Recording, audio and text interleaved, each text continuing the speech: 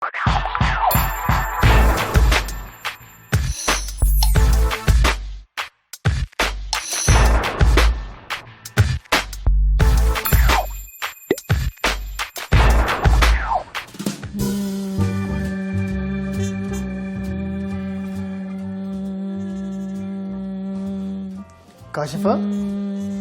ये क्या कर रही हैं आप? तबीयत तो ठीक है आपकी? इलियासिफ, मैं योगा कर रही हूँ। योगा कर रही हैं? आपको पता है मसीह अकीदे में योगे का कोई तसव्वुर नहीं है और हमें इसको करने की इजाजत भी नहीं है।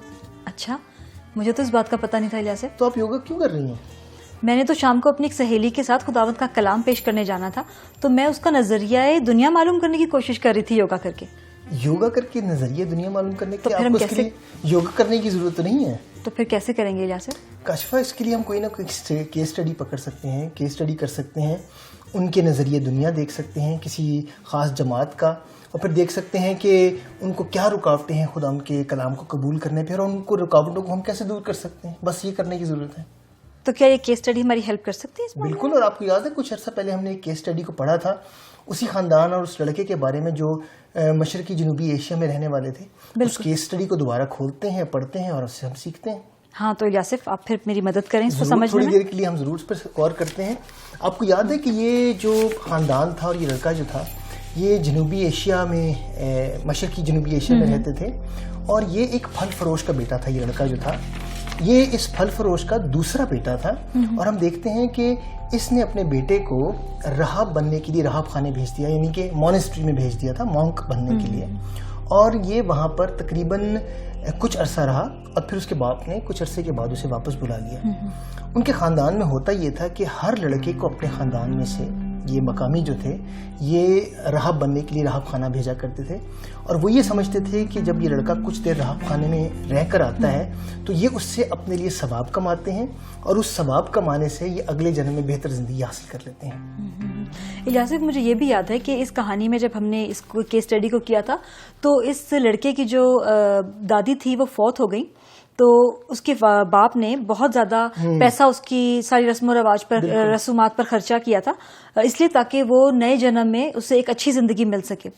और हमने देखा था कि जैसे आपने बताया कि उसकी दादी जो थी वो इन सारी इसके मरने के ऊपर ये सारी रसूमात की गई, और इनका मानना ये था, इस खानदान का मानना ये था, और उनकी कम्युनिटी का भी मानना ये था कि अगर अच्छे कर्म होंगे तो अच्छा जन्म मिलेगा, और अगर बुरे कर्म होंगे तो बुरा जन्म मिलेगा। ये उनका एक अकीदा था।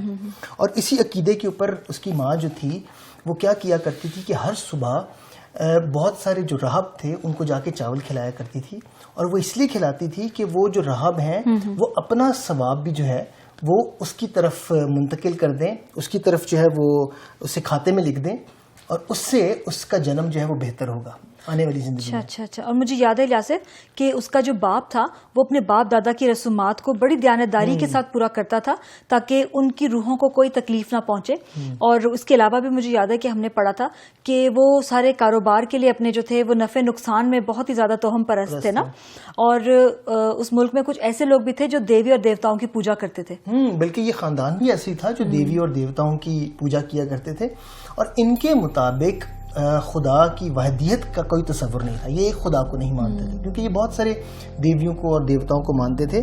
और ये लड़का जो था ये इसके साथ साथ बदरूहों से बहुत डरता था, क्योंकि इनका अकीदा ये था, उनकी समझ ये थी कि ये जो बदरूहें हैं अगर वो किसी तौर पर भी इस खानदान से या उस लड़के से रंजीदा हो जाएंगी तो वो उन्हें भारी से भारी नुकसान पहुंचा सकती हैं।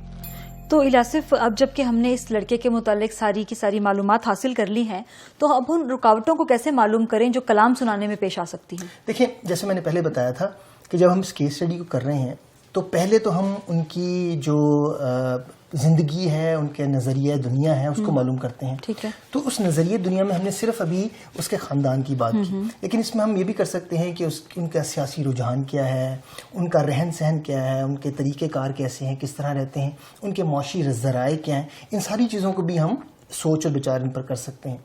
जब इस सारी स्टडी को आप कर लेते हैं तो फिर आपके सामने कलाम सुनाने में जो उन्हें रुकावटें हैं उनको आप दरियाफ्त कर सकते हैं। जैसे मैं आपको मिसाल देना चाहूँगा, ये लड़का जो था ये ख़ानदान जो था ये अपने लिए खुद सवाब कमाना चाहता था। اپنے اچھے کاموں سے, اپنی اچھائی سے جو ہے وہ اپنے لیے نئی زندگی کا خود بندوبست کرنے کی کوشش کرتے ہیں. پھر ان کے سامنے خدائے وحدیت کا جو ہے وہ کوئی تصور نہیں تھا. یہ بہت سارے دیوتاؤں کو اور دیویوں کو مانتے تھے. پھر ہم نے دیکھا تھا کہ یہ لڑکا جو ہے اور اس کا خاندان جو ہے یہ توہم پرستی کرتے تھے اور یہ سمجھتے تھے کہ کاروبار میں نفع اور نقصان جو ہے ان میں ان چیزوں کو استعمال کیا جا سکتا ہے. پھر ایک اور چیز ہم یہ دیکھتے ہیں کہ لڑکا بدروحوں سے بہت ڈرتا تھا اور اسی لیے وہ کسی طور پر بھی انہیں رنجیدہ نہیں کرنا چاہتا تھا. تو الیاسف اب مجھے آپ یہ بتائیں کہ سوال یہ پیدا ہوتا ہے کہ ہم ایک ایسے شخص کو کس طرح خداوند کا کلام سنائیں جس کے پاس خداوند کو کلام کو سننے کے لیے اتنی رکاوٹیں ہیں. دیکھیں, جیسے ہم نے ان کا نظریہ دنیا معلوم کر لیا, ان کے طور طریقے معلوم کر لیے, ان کا رہن سہن معلوم کر لیا, ان کے معاشی ذرائع معلوم کر لیے, پھر ہم نے دیکھا کہ رکاوٹیں کیا ہیں ان کو کلام سننے میں, اور اس کے بعد آپ کلام کی سچائیوں کو لیں اور ان سے کلام کی سچائیوں سے ایک پل تعمیر کریں جو یہ مدد کرے کہ خداوند کی انجیل کا پیغام جو ہے وہ ان تک بہتر طور پر پہنچ سکے, مؤثر طور پر پہنچ سکے اور وہ کلام کو قبول کر سکیں. میں اس کو اس طرح ہی آپ کو مثال دینا چاہوں گا کہ جب اس خاندان یا اس لڑکے کے ساتھ میں کلام شیئر کروں یا کلام سناؤں انہیں, تو میں انہیں پیدائش سے شروع کروں گا جہاں پر خدا کی وحدیت پر زور دیا گیا ہے, خدا کے خالق ہونے پر زور دیا گیا ہے, خدا کی قدرت, اس کی عظمت, اس کی قوت پر زور دیا گیا ہے. اور اس سے میں ظاہر ان کو سکھاؤں گا کہ یہ خدا واحد ہی ہے جو ہر چیز کو کنٹرول کرتا ہے.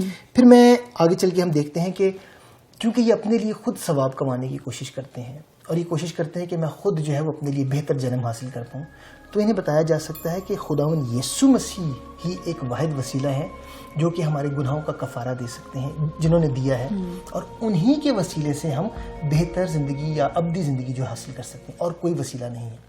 الیاسف, اس کے علاوہ اور بھی میں سوچتی ہوں ایک بات کہ یہ لوگ بدروحوں سے ڈرتے تھے, تو انہیں یہ بھی بتانا ضروری ہے کہ خداوند یسوع مسیح کے نام میں بدروہیں بھاگ جاتی ہیں. یہ لوگ بدروحوں سے ڈرتے ہیں لیکن بدروہیں خداوند یسوع مسیح کے نام سے ڈرتی ہیں اور بھاگ جاتی ہیں. جی, ڈرتی اور کانپتی ہیں. اور میرے خیال میں یہاں پر جیسے آپ نے کہا کہ خداوند یسوع مسیح کو اس حوالے سے انٹروڈیوس کرنا جو ہے وہ بہت ضروری ہے, اس لیے کہ خداوند یسوع مسیح کی قوت, اس کے نام کی جو طاقت ہے, اس کے نام میں جو اختیار ہے, اس سے ہم انہیں یاد دلا سکتے ہیں کہ یہ خداوند کا نام ہے جو ان ساری چیزوں کے اوپر جو ہے وہ حاوی آ سکتا ہے. آپ نے غور کیا کہ میں نے یوحنا کی انجیل اس کے 3 باب اور 16 آیت سے اپنی بات کا آغاز نہیں کیا. عام طور پر جب آپ کسی کو انجیل سناتے ہیں تو خدا کی محبت اور اس کے بیٹے کے حوالے سے بات کرتے ہیں, لیکن اس خاندان کے لیے اور اس کمیونٹی کے لیے شاید میں ایسا نہ کروں, کیونکہ میں انہیں خدا کے واحد ہونے پر زور ڈالوں گا تاکہ انہیں پتہ چلے کہ خدا ایک ہے. اس سے ان کا کانسیپٹ جو ہے وہ غلط نہ ہو. اور اس طرح یہ ساری باتیں جو ہیں ان سے آپ ایک پل تعمیر کر سکتے ہیں خدا کے کلام سے تاکہ وہ اس کو بہتر طور پر سمجھ سکیں. تھینک یو الیاسف. واقعی میں مجھے یہ کیس اسٹڈی بہت ہیلپ کرے گی کیونکہ میری جو سہیلی جس کے ساتھ میں نے خداوند کا کلام سنانا ہے وہ بھی ایک غیر مسیحی ہے, اور آپ نے مجھے بہت اچھی طرح سے سمجھا دیا ہے, اور میرا خیال ہے کہ میں اسے مؤثر طور پر خداوند کا کلام سکھا سکوں گی. اور میں چاہتی ہوں کہ جو کچھ آج میں نے سیکھا ہے میں آپ کو بتاؤں کہ میں نے کیا پڑھا ہے. ہاں, لیکن آپ کوشش کیجیے گا کہ آج ہی جا کے اس کے ساتھ کلام, میں آج ہی شام کو اس سے ملوں گی. جن کے ساتھ آپ کلام کو پیش کرنا چاہتے ہیں ان کے ساتھ ایک تعلق قائم کریں. ناظرین کے نظریہ دنیا کو معلوم کریں اور ان کے نظریہ دنیا میں ایسی رکاوٹوں کو دریافت کریں جو انہیں انجیل قبول کرنے میں آ سکتی ہیں. رکاوٹوں کو دریافت کرنے کے بعد کلام مقدس کی سچائی سے ایسے پل تعمیر کریں جو کلام کو قبول کرنے اور خداوند پر ایمان لانے کا وسیلہ بن سکیں. کاشفہ, اس سے پہلے کہ آپ عائشہ کے پاس آج شام کو جائیں اور اس کے خاندان سے اور اس سے بات کریں, تو کیوں نہ ہم پہلے خداوند کے پاس آئیں اور خداوند سے مدد مانگیں. ضرور. آئیے ہم دعا کریں. خداوند تیرا شکر ہو, تیرے نام کی تعریف ہے. خداوند, میں کاشفہ کے لیے دعا کرتا ہوں جب وہ شام کو عائشہ اور اس کے خاندان کے پاس جاتی ہیں اور تیرے کلام میں سے خداوند ان کے ساتھ بات کرتی ہیں, تو اس کے ہونٹوں کا, اس کی سوچ کا ذمہ لے اور اپنے روح القدس کے وسیلے سے خداوند ان کی زندگی میں تبدیلی لے کے آ. تیرا شکر ہو کہ تو ایسا کرنے پر قادر ہے, مسیح یسوع کے وسیلے سے. آشا تو نہیں, مجھے لگ رہا ہے آشا ہی آ گئی.